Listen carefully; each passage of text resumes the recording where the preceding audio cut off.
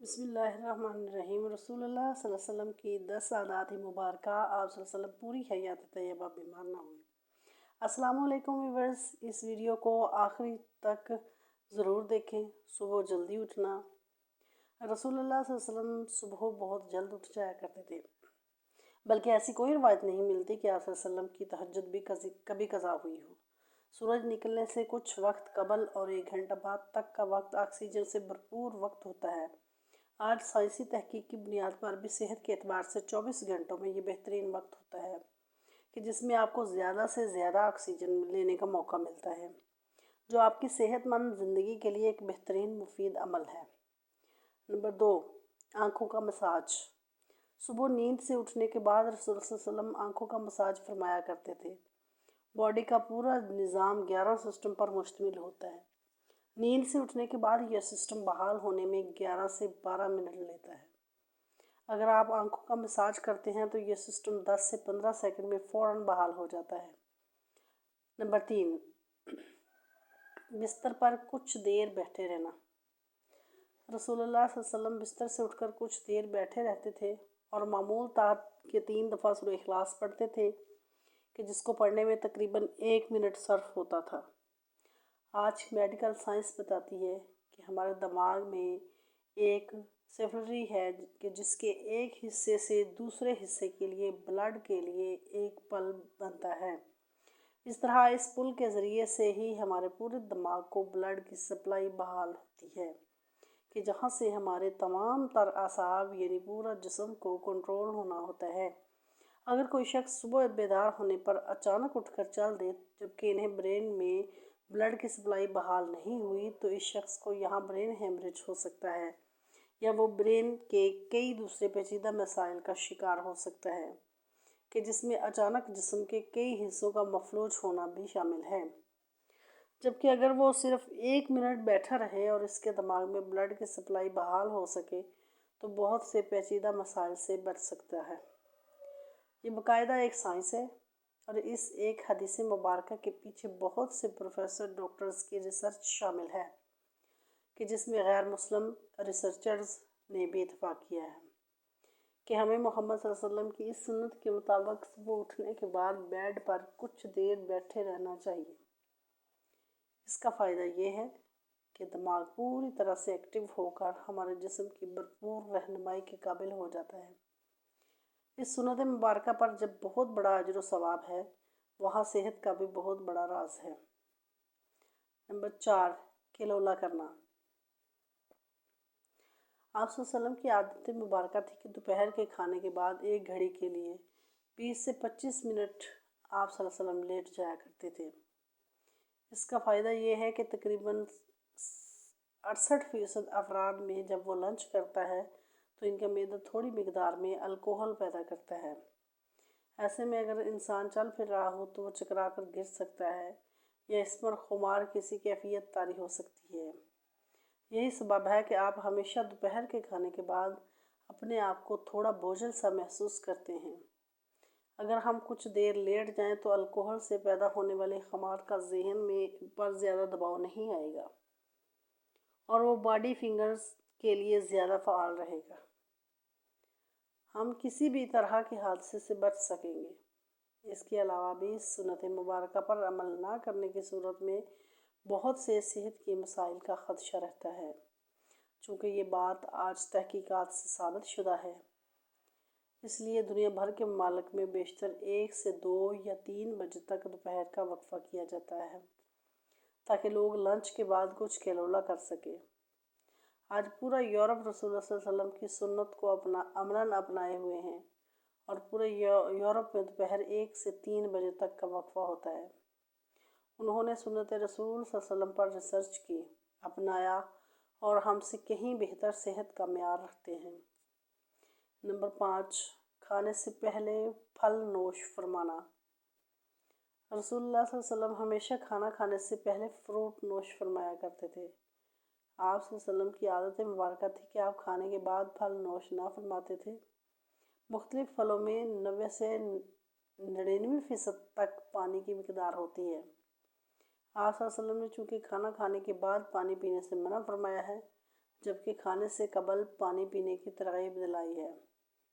اس لیے مختلف پھل بھی چونکہ پانی کی بہت زیادہ مقدار رکھتے ہیں، اس لیے ان کو کھانے سے پہلے کھانے سے جسم اور خاص طور پر معدہ اور آنتوں کو توانائی ملتی ہے، کیونکہ کھانا کو ہضم کرنے میں معدہ اور آنتوں کا بہت اہم کردار ہوتا ہے،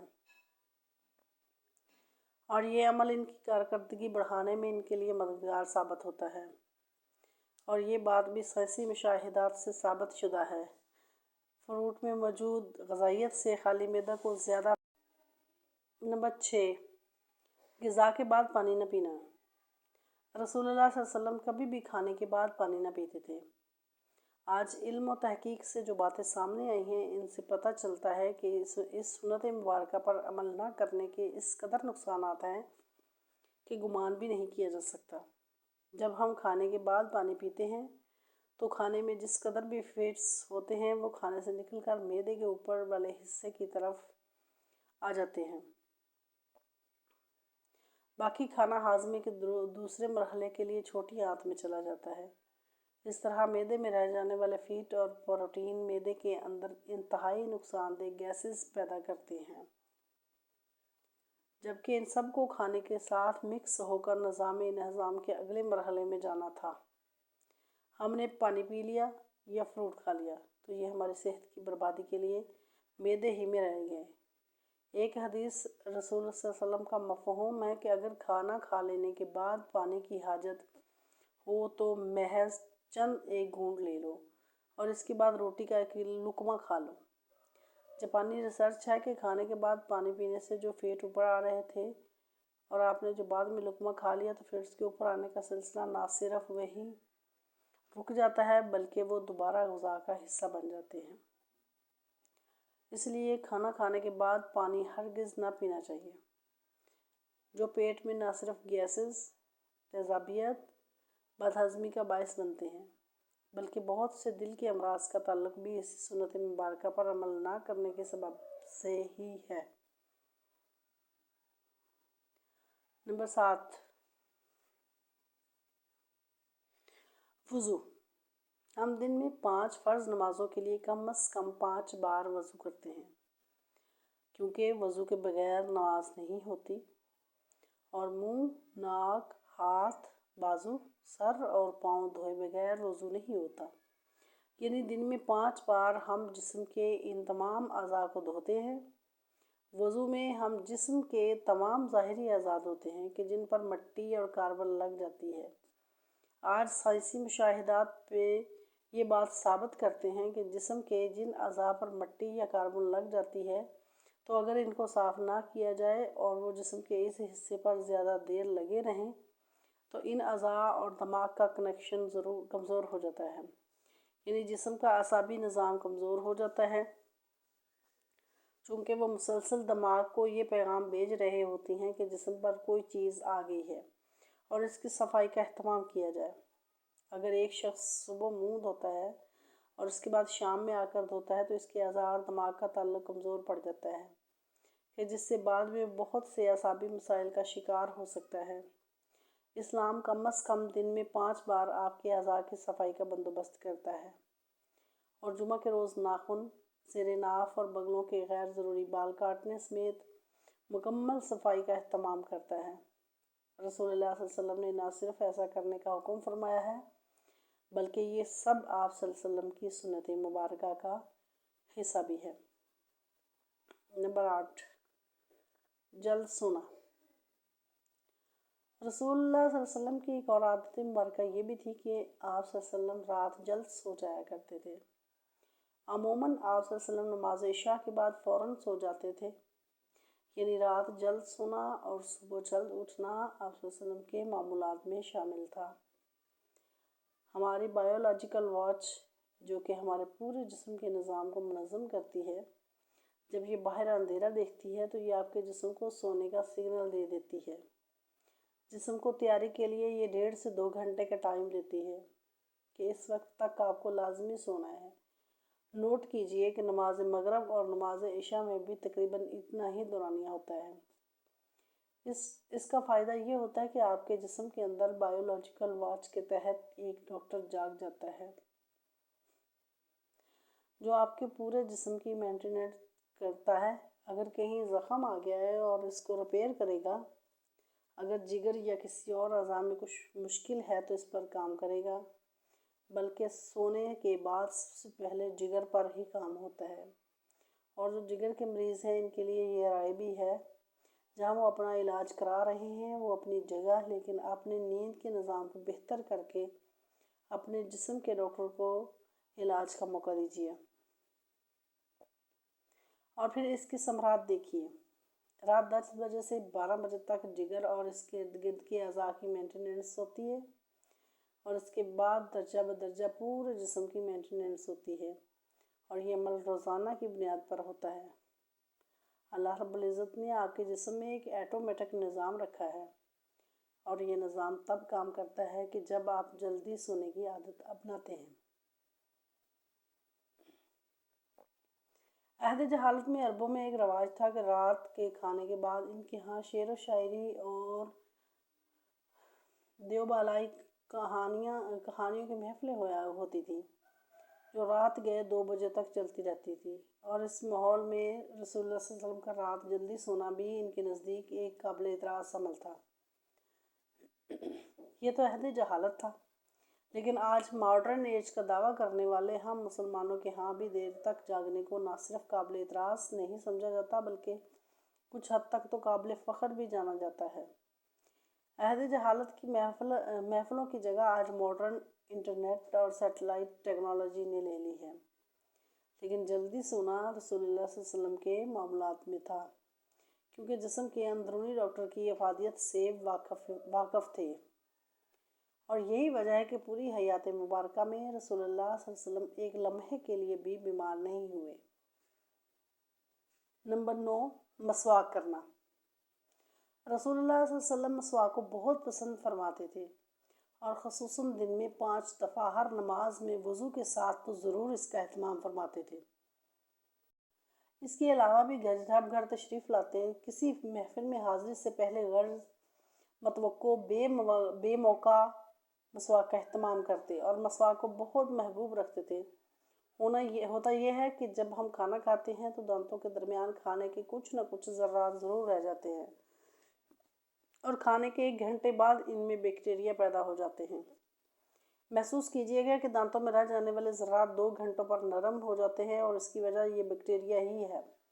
اس لیے ہمیں کہا گیا ہے کہ کھانے سے پہلے، سونے سے پہلے، بعد مسواک کا اہتمام کیا جائے، ورنہ یہ آپ کے ہارٹ اٹیک کا بھی سبب بن سکتی ہے۔ آج امریکہ اور مغربی ممالک میں صبح اٹھتے بغیر منہ صاف کیے کھانے پینے کا رواج عام ہے، جو ان میں طرح طرح کی بیماریوں کا سبب بن رہا ہے۔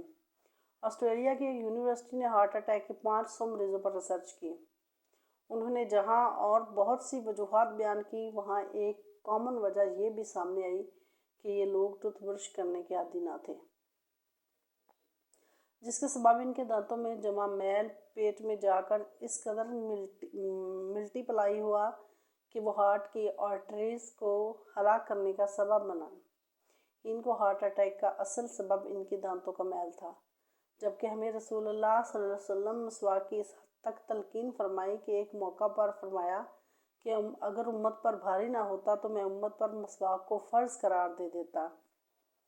آج کی ماڈرن سائنس یہ ثابت کر چکی ہے کہ جن لوگوں کے ٹوتھ برش زیادہ کرنے کی عادت ہوتی ہے، ان کو غصہ کم آتا ہے، اور وہ اکثر ٹھنڈے مزاج پرسکون رہتے ہیں۔ جس شخص کو زیادہ غصہ آتا ہو، بلڈ پریشر اکثر ہائی رہتا ہو، طبیعت میں بے چینی ہو، تو وہ زیادہ سے زیادہ مسواک کیا کرے۔ 2-3 ماہ میں ہی اس کے حیران کن معجزاتی اثرات پائے گا۔ نمبر 10، ہفتے میں 2 روزے۔ رسول اللہ صلی اللہ علیہ وسلم کے معمولات میں پیر اور جمعرات کا روزہ بھی شامل تھا۔ آپ صلی اللہ علیہ وسلم نے ان روزوں کے رکھنے کی ترغیب بھی دلائی، یعنی کہ ہفتے میں 2 روزے۔ رسول اللہ صلی اللہ علیہ وسلم کا قول مبارک ہے کہ مسلمان 1 آنت میں کھانا کھاتا ہے، جبکہ کافر 3 آنت میں، اور ہمیں نصیحت فرمائی کہ جب خوب بھوک لگے تو کھانا کھاؤ، اور ابھی بھوک باقی ہو تو چھوڑ دو۔ یہ عمل آج جدید میڈیکل کی زبان میں ہے آٹوفیجیا کہلاتا ہے۔ یہ انسانی جسم کو صحت مند رکھنے کا بہت عظیم راز ہے۔ ہوتا یہ ہے کہ جب ہم معمول کے مطابق اپنی ضرورت سے زیادہ کھانا کھاتے رہتے ہیں تو جسم میں ایکسٹرا پروٹین فیٹس اکٹھے ہو جاتے ہیں جو کہ جسم کی ضرورت سے زائد ہونے کے سبب جسم میں زہر کا کردار ادا کرتے ہیں اور مختلف بیماریوں کا سبب بنتے ہیں۔ آج کی عام بیماریاں شوگر، کولیسٹرول، بلڈ پریشر کا بنیادی سبب یہی ایکسٹرا فیٹس ہی بنتے ہیں۔ جب آپ کو بھوک لگتی ہے تو جسم کے ہنگر جوسز یعنی جسم میں کھانا ہضم کرنے کا خود کار نظام پوری طرح سے تیار ہو جاتا ہے۔ اگر ہم نے 100 لقمے کھانے تھے مگر 70 پر ہاتھ روک لیا تو باقی 30 لقمے جن کی جسم کو ضرورت تھی جسم وہ ضرورت ان ایکسٹرا پروٹین اور فیٹس کو کھا کر پورا کرتا ہے۔ جسم اپنے خود کار نظام کے تحت اکٹھے ہونے والے زہر کو ختم کرتا رہتا ہے اور آپ صحت مند رہتے ہیں۔ اور جب 3 روز کچھ کوتاہی ہو گئی تو آپ نے پیر کو روزہ رکھ لیا تو دن بھر کے طویل روزے کے باعث آٹوفیجیا کے عمل کو ایکٹیو ہونے کا بھرپور موقع ملتا ہے اور 3 روز کی کوتاہی کو وہ ریپیئر کر دیتا ہے۔ اور پھر 2 روز کے معمولات اور جمعرات کا پھر روزہ۔ جب یہ سنت رسول آپ صلی اللہ علیہ وسلم کے معمولات کا حصہ بن جاتی ہے تو بیماری پیدا کرنے والے سیل آٹوفیجیا کا عمل ہفتے میں 2 بار دہرائے جانے کے باعث اکٹھے ہی نہیں ہو پاتے اور آپ سدا صحت مند رہتے ہیں۔ آج ہم سائنسی تحقیقات پر بہت یقین رکھتے ہیں۔ کیا ہم اس انتظار میں ہیں کہ سائنس رسول اللہ صلی اللہ علیہ وسلم کی سنت مبارکہ کو پروف کرے تو ہم اللہ کے رسول اللہ صلی اللہ علیہ وسلم کی سنتوں پر عمل کرنا شروع کریں گے؟ حقیقت یہ ہے کہ سائنس رسول اللہ صلی اللہ علیہ وسلم کی سنتوں سے بہت پیچھے ہے اور آپ صلی اللہ علیہ وسلم کی ساری حیات طیبہ سنتیں ہمارے لیے مشعل راہ ہیں اور انہی میں ہمارے لیے دین و دنیا اور آخرت کی کامیابیاں اور راحتیں ہیں۔ لقد کان لکم فی رسول اللہ اسوۃ حسنہ، اے مسلمانوں تمہارے لیے اللہ کے رسول صلی اللہ علیہ وسلم کی زندگی ایک بہترین نمونہ ہے۔ یہ سورۃ الاحزاب میں ہے۔ اللہ خیر خلقہ محمد علیہ الصحابہ اجمعین برحمتہ یا ارحم الراحمین۔ میری ویڈیو کو لائک اور شیئر کریں۔